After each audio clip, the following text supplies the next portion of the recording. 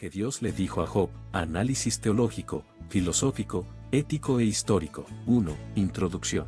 El libro de Job es una de las obras más profundas y complejas de la literatura bíblica. Dentro de su estructura, se encuentra una de las intervenciones divinas más enigmáticas e impactantes de las Escrituras, el discurso de Dios a Job desde el torbellino. Este discurso, ubicado en los capítulos 38 al 41, constituye una respuesta divina que no se conforma a las expectativas humanas de justicia, retribución o consuelo directo, sino que confronta a Job y al lector con la grandeza, soberanía y misterio del Creador. Este ensayo analiza lo que Dios le dijo a Job desde 4 perspectivas principales: teológica, filosófica, ética e histórica. Se exploran los elementos del discurso divino, su propósito, su efecto en Job, y su relevancia para la comprensión del sufrimiento humano y la relación entre Dios y el hombre. 2. Contexto del libro de Job. El libro de Job narra la historia de un hombre justo que, sin razón aparente, sufre pérdidas devastadoras, pierde a sus hijos, su salud y su riqueza. Este sufrimiento provoca una serie de diálogos entre Job y sus amigos, quienes representan distintas visiones tradicionales de la justicia retributiva: el justo prospera y el malvado sufre.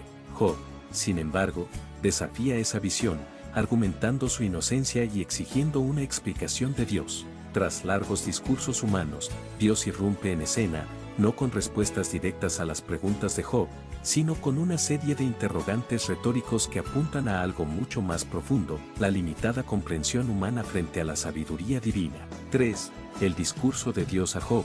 3.1. La voz desde el torbellino.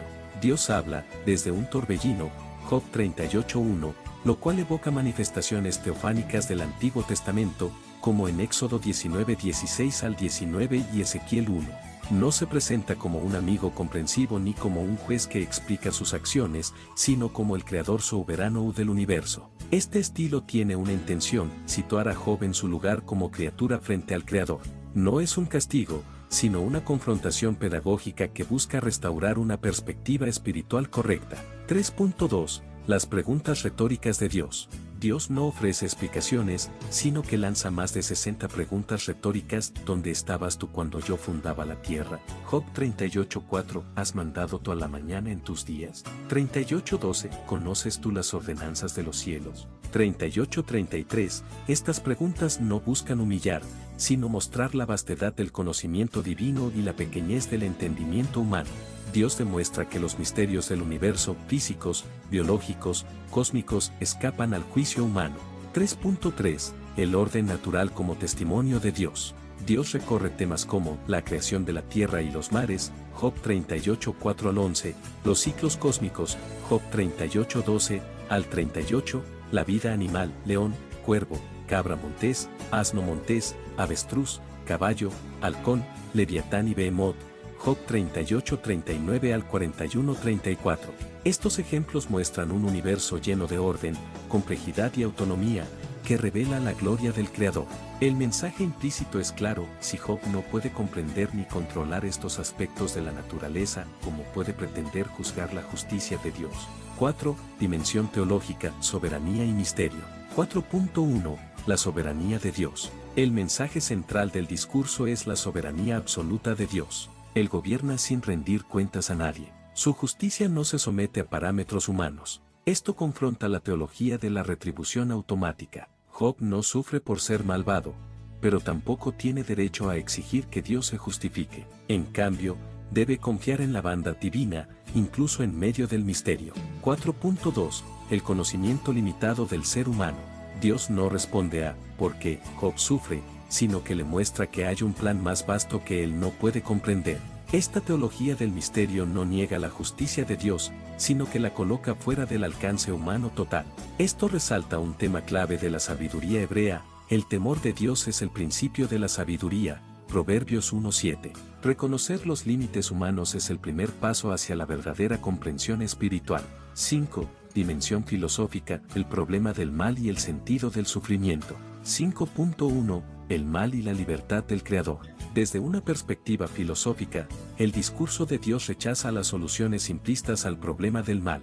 El sufrimiento de Job no se debe al castigo ni al azar, sino que forma parte de un propósito superior que escapa al entendimiento humano. Dios muestra que incluso criaturas temibles como el Leviatán o Behemoth tienen su lugar en el orden creado. Esto implica que el mal y el caos pueden existir como parte de una creación que sigue su curso bajo la soberanía divina. 5.2. El sentido del sufrimiento. El discurso transforma el enfoque. No se trata de buscar sentido en el dolor, sino de reenfocar la relación entre el hombre y Dios. El sufrimiento, más que una prueba o un castigo, puede ser una oportunidad para la transformación espiritual. En el caso de Job, lo llevó a un nuevo conocimiento de Dios. De oídas te había oído, mas ahora mis ojos te ven. Job 42:5. 6. Dimensión ética, humildad, reverencia y restauración. 6.1. El arrepentimiento de Job. Job, al final del discurso, no recibe explicaciones, pero sí una revelación, la grandeza de Dios. Por eso responde con humildad. Me arrepiento en polvo y ceniza. Job 42:6. Este arrepentimiento no es por un pecado oculto, sino por haber cuestionado el gobierno de Dios. Job reconoce que no puede juzgar al Creador desde su limitada perspectiva. 6.2. El silencio como virtud ética. La intervención divina enseña que a veces la mejor respuesta ante el sufrimiento ajeno no es la explicación, sino el silencio reverente. Los amigos de Job fallaron éticamente al querer racionalizar el dolor en lugar de acompañarlo. Dios, paradójicamente, los reprende y exalta a Job, no por estar en lo correcto teológicamente, sino por haber hablado con sinceridad. Job 42:7-9. Esto implica que la honestidad espiritual es preferible a la ortodoxia insensible. 7. Dimensión histórica y cultural. 7.1. Contraste con otras teologías antiguas. En las culturas antiguas de Mesopotamia y Egipto, el sufrimiento era interpretado generalmente como castigo divino o resultado de errores rituales. El discurso de Dios a Job desafía esa noción, al mostrar que incluso el justo puede sufrir sin que ello implique culpa. Este mensaje fue revolucionario en su tiempo. En lugar de prometer una justicia inmediata, introduce la idea de una justicia trascendente y misteriosa. 7.2. La evolución de la teología en Israel.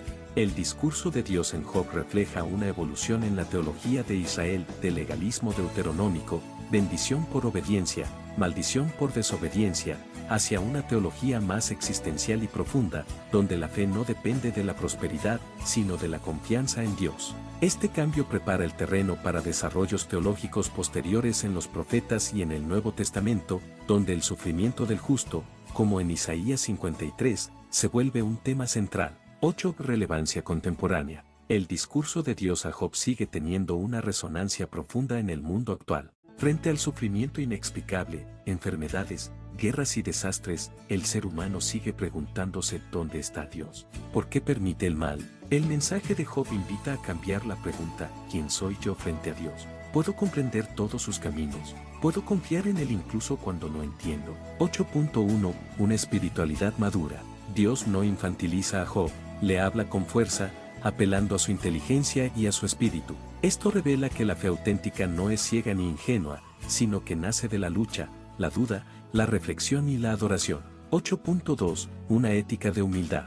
La respuesta de Dios enseña a todos los creyentes a abandonar el juicio fácil y a acercarse al dolor del otro con compasión, no con teología fría. También insta a renunciar a la soberbia de querer explicar todo. 9. Conclusión. Lo que Dios le dijo a Job no fue una respuesta directa a su sufrimiento, sino una revelación de su grandeza, sabiduría y soberanía. En lugar de satisfacer la necesidad humana de lógica y justicia inmediata, Dios ofreció una perspectiva mucho más profunda, el reconocimiento del misterio divino y la invitación a confiar en él. La experiencia de Job y la respuesta de Dios siguen desafiando al creyente moderno a vivir una fe que no se base en recompensas visibles, sino en la adoración al Creador, cuya obra es demasiado vasta para ser contenida por la razón humana. Este discurso nos recuerda que la verdadera sabiduría comienza cuando reconocemos nuestros límites y nos rendimos ante la majestad de Dios.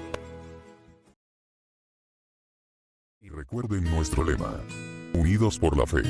Dichoso el hombre que no sigue el consejo de los malvados, ni se detiene en la senda de los pecadores, ni cultiva la amistad de los blasfemos, sino que en la ley del Señor se deleita, y día y noche medita en ella.